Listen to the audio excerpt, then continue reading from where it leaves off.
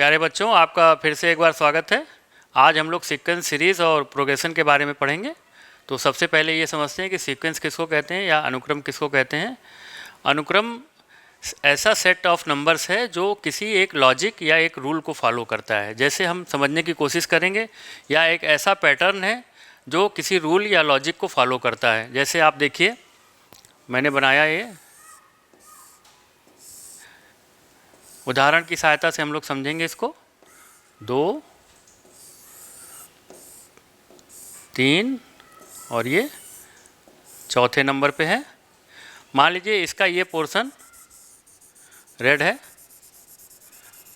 Dark shade किया हुआ है हमने। ये क्या हो गया। इसके बाद ये वाला पोर्शन कर रहे हैं।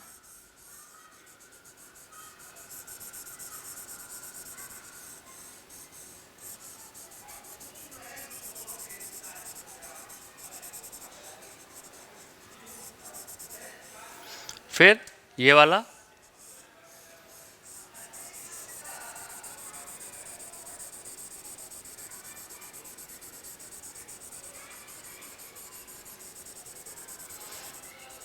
अगर हम पूछें कि इसके बाद कौन सा पोर्शन शेड करेंगे या डार्क करेंगे, तो आप सब लोग कहेंगे कि ये वाला। तो ये एक पैटर्न है जिसको ये फॉलो कर रहा है।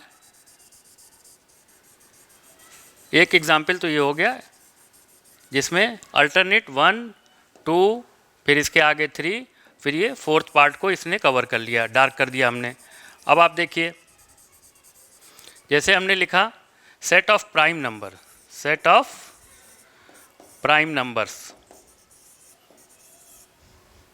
ये क्या हो जाएगा? 2, 3, 5, 7, इस तरीके से हम लिखते चलेंगे। इसमें अगर हम पूछें 7 के बाद क्या आएगा, तो आप बताएंगे 11। और अगर हम पूछें आगे 11 के बाद क्या आएगा, तो आप बता सकते हैं कि क्या नंबर आएगा। एक पैटर्न और समझिए, एक ये है, दूसरा ये, तीसरा ये। जैसे हमने कोई नंबर लिखा और एक लॉजिक लगाया कि जो अगला नंबर होगा वो पीछे वाले नंबर का सम होगा। जैसे 1, 1, 2, 3, 5, 8। आप देखिए 1 + 1 2, 2 + 1 3, 3 + 2 5 और 5 + 3 8। अब अगर हम पूछें आपसे अगला नंबर क्या होगा, तो आप बताएंगे 13।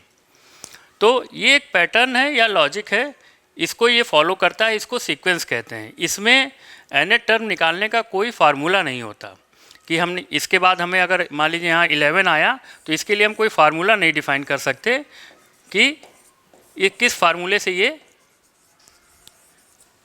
11 आ गया। लेकिन एक लॉजिक है कि ये सेट ऑफ प्राइम नंबर है, तो 7 के बाद 11 प्राइम नंबर आता है। इसी तरह हमने यहाँ पे एक लॉजिक लगा दिया कि पीछे वाले नंबर का सम होगा, तो 1 + 1 2, 2 + 1 3, 3 + 2 5, 13। अगर अगला नंबर पूछें तो आप कहेंगे 21। तो इसको सीक्वेंस कहा जाता है। एक निश्चित नियम द्वारा बनाया गया संख्याओं को कोई क्रम अनुक्रम कहलाता है। अब यहाँ पे हम प्रोग्रेशन को समझ लें कि प्रोग्रेशन क्या होता है। तो प्रोग्रेशन को इस तरीके से समझ सकते हैं। प्रोग्रेशन में जैसे हमने सीक्वेंस में पढ़ा कि हम टर्म लिखते चले जाते हैं किसी लॉजिक या रूल को फॉलो करते हुए, लेकिन प्रोग्रेशन में हम जो है जो nth टर्म होता है उसको निकालने के लिए हमारे पास एक फार्मूला होता है, और सीक्वेंस में हमारे पास फार्मूला नहीं होता। जैसे अगर हम लिखें 1,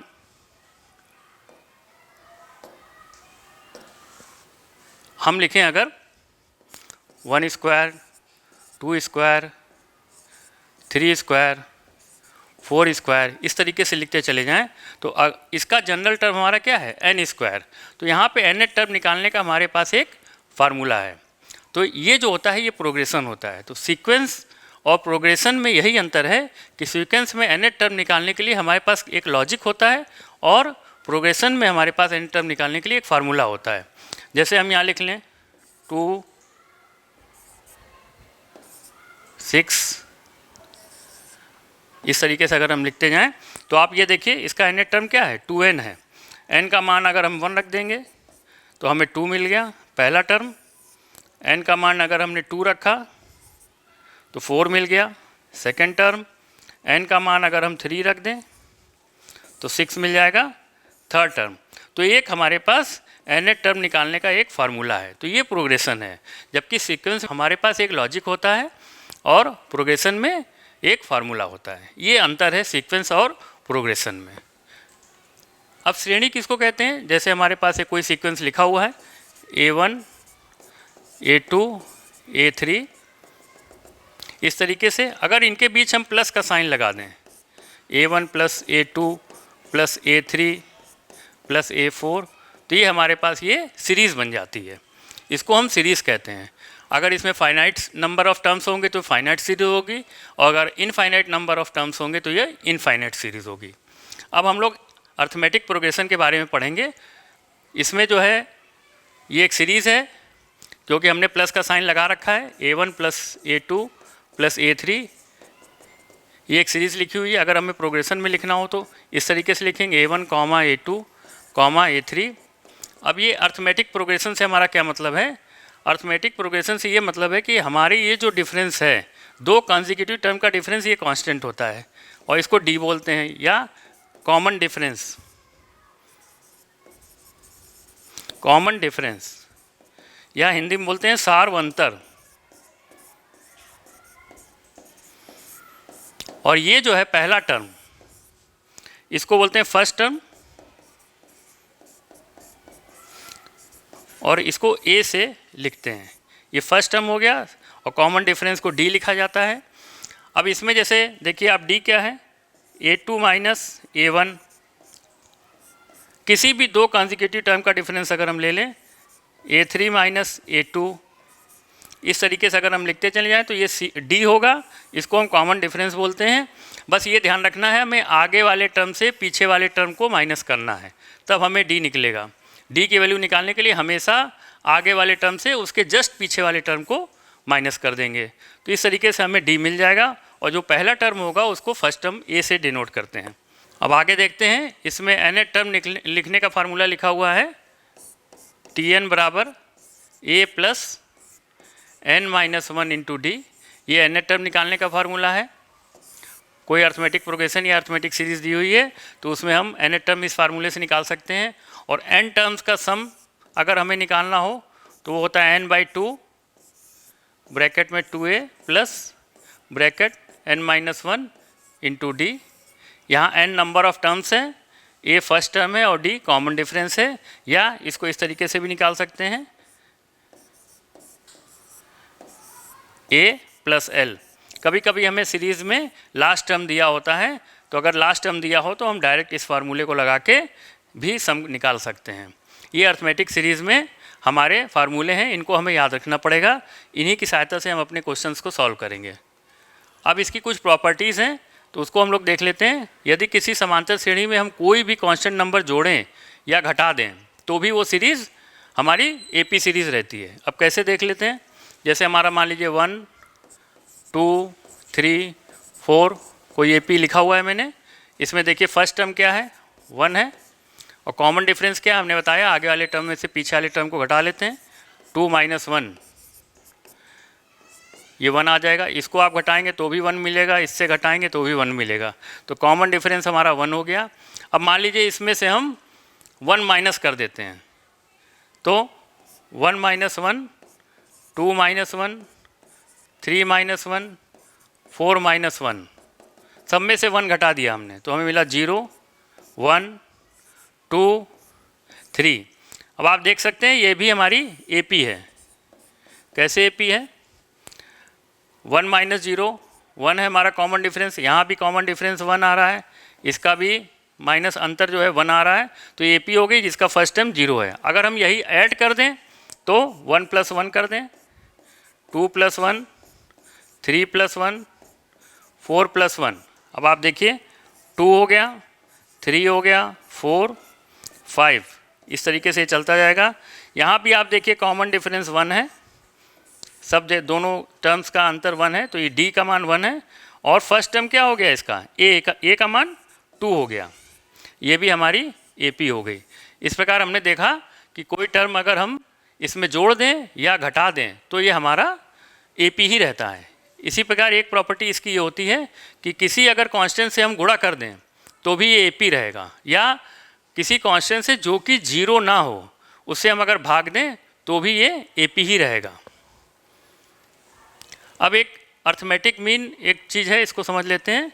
जैसे A, मान लीजिए ये A है और ये B, ये अगर AP में है तो आप देखिए क्या लिख सकते हैं, D का मान क्या होगा यहाँ से A माइनस A, और D का मान क्या हो सकता है B माइनस A, ये दोनों बराबर होंगे। तो A minus A is equal to B minus A, तो ये इधर ले आएंगे, ये 2A हो जाएगा और ये A प्लस B हो जाएगा, माइनस A उधर जाके प्लस B हो जाएगा। तो A का मान हो गया A प्लस B अपॉन 2। ये जो A है इसको हम कहते हैं अर्थमेटिक मीन या समांतर माध्य। इसको, ये तो एक अर्थमेटिक मीन है, कभी कभी हम लोगों से ये पूछा जाता है कि 2 नंबर के बीच में n अर्थमेटिक मीन आपको इंसर्ट करने हैं, तो वो कैसे करते हैं ये भी देख लीजिए। मान लीजिए हमने A लिखा, फिर n अर्थमेटिक मीन है A2, A3, AN, इसके बाद आ जाएगा B। अब आप देखिए n टर्म ये हैं, n टर्म्स हैं, ये 1 हो गया और ये 1 हो गया, तो ये कौन सा टर्म हो गया n प्लस 1, ये हो गया n plus 2h term, n plus 2h term B। तो इसकी वैल्यू लिख लें t n प्लस 2 क्या है हमारा B है, और हमारा फार्मूला था वहाँ पे Tn का, अभी हमने पढ़ा है A plus n minus 1 into D। तो यहाँ पे हमारा ये B हो गया n plus 2h term, B बराबर A, यहाँ पे A है A plus n plus 2 minus 1 into D। तो इधर A ले आए तो B माइनस A बराबर हो गया n प्लस 1 इंटू D। यहाँ से D का मान हमारा आ जाएगा B minus A upon n plus 1। तो अब ये जो A1 है, A1 हमारा होगा A प्लस D, A2 होगा A प्लस 2D, इसी तरीके से हम निकाल सकते हैं अब AN तक। तो A1 का मान हो जाएगा हमारा A1 is equal to A plus D, D का मान है हमारा यहाँ हमने निकाल रखा है B minus A upon n plus 1। इसी तरह A2 अगर हमें लिखना हो तो A प्लस 2D, यहाँ 2 कर लेंगे, और ये B minus A upon n plus 1। इस तरीके से हम A3, A4, AN तक कैलकुलेट कर सकते हैं और हमें n अर्थमेटिक मीन मिल जाएंगे। अब हम लोग कुछ क्वेश्चंस करेंगे। इसमें AP में इतना ही है कि हमें जनरल टर्म मालूम होना चाहिए, n टर्म निकालना आना चाहिए, n टर्म का सम हमें मालूम होना चाहिए, और n अर्थमेटिक मीन इंसर्ट करना आना चाहिए। तो इसमें कुछ क्वेश्चन है, उनको हम लोग देख लें। समांतर श्रेणी 4, 10, 16, 22 के लिए प्रथम पद A और सार्वंतर D लिखिए। तो हमने बताया था A का मान क्या हो जाएगा, यहाँ पे पहला पद ये A है, A का मान 4 है, और D का मान अगर हमें निकालना है तो आगे वाले में से पीछे वाले घटा देंगे, 10 में से 4 गया 6, तो D का मान यहाँ पे आ गया 6। इसको आप घटा के देखिए तो भी आपका 16 में से 10 गया 6 आएगा, हर जगह 6 आएगा। तो A बराबर 4 और D बराबर 6। वह समांतर श्रेणी लिखिए जिसका प्रथम पद 4 और सार्वंतर -3 है। तो क्या होता है A plus D, A plus 2D, इस तरीके से हम लोग लिखते हैं। यही हमारी समांतर श्रेणी है। तो A हमारा क्या है 4 है, और D का मान इन्होंने दे रखा है -3, तो A 4 -3, फिर 4 -6, इस तरह लिख सकते हैं। तो ये हो गया 4, 1, और 4 और -6 -2, इस तरीके से हम लोग लिख सकते हैं। ये समांतर श्रेणी हमारी हो गई। समांतर श्रेणी 2, 5, 8, 11 का 50वां पद ज्ञात करना है। तो Tn का मान देखिए, हमने लिखा है, फार्मूला हमें याद है, A plus n minus 1 into D। हमें यहाँ पे 50वां पद निकालना है, और A का मान है 2, और डी का मान कैसे निकालेंगे, 5 में से 2 गया 3, तो डी का मान हो गया 3। यहाँ पे रख दें हम T50 50वां पद, ए का मान हमने 2 लिखा था, 50 - 1 और डी का मान हमने निकाल रखा है 3। तो ये हो गया T50 बराबर 2 + 49 × 3, 2 + 27 147 और ये हो गया 149। तो 50वां पद हो गया हमारा 149। अगला क्वेश्चन ये है,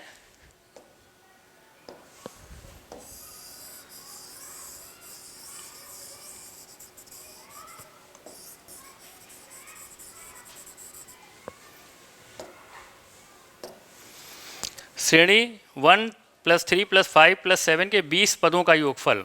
तो हमने nth टर्म का सम मालूम है, Sn बराबर n/2 2a + n - 1 × d, ये होता है फार्मूला। तो यहाँ पे a का मान है 1 और d का मान हमें निकालना है। तो हमने बताया पीछे में से आगे घटा दीजिए, 3 में से 1 गया 2, तो d का मान आ गया 2। a का मान 1 रख देंगे यहाँ पे और d का मान 2 रखेंगे। n हमारा 20 है, तो इसको कैलकुलेट करके हम 20 पदों का योगफल ज्ञात कर सकते हैं। 1 से 2001 तक के विषम पूर्णांकों का योगफल ज्ञात कीजिए। तो पहले हम लिख लेते हैं इसको, 1 पहले विषम पूर्णांक, फिर 3, फिर 5, फिर 7, इस तरह लिखेंगे और लास्ट का टर्म हमारा है 2001। तो यहाँ पे पहला टर्म हमें दिया हुआ है a बराबर 1, फिर हमें d निकालना है, फिर वही तरीका पिछले टर्म में से इसको घटा दीजिए, तो d का मान हो जाएगा 3 - 1 बराबर 2। आप यहाँ देखिए, इसको घटाएंगे तो भी 2 मिलेगा, इसको घटाएंगे तो भी 2 मिलेगा। कोई भी 2 टर्म ले लीजिए कॉन्जिक्यूटिव टर्म और अगले टर्म में से पिछले टर्म को घटा दीजिए। और यहाँ पे ये 2001 है, पहले हम ये ज्ञात करेंगे कि ये कौन सा टर्म है। तो मान लीजिए Tn nth टर्म है, a का मान है 1, पहले फार्मूला लिख लें a + n - 1 × d। तो Tn हमारा है 2001, a का मान है 1 प्लस n हमें निकालना है और d का मान है 2। तो 1 इधर आएगा, 2001 में से 1 जाएगा, 2000 बचेगा, तो 2 × n - 1 = 2000।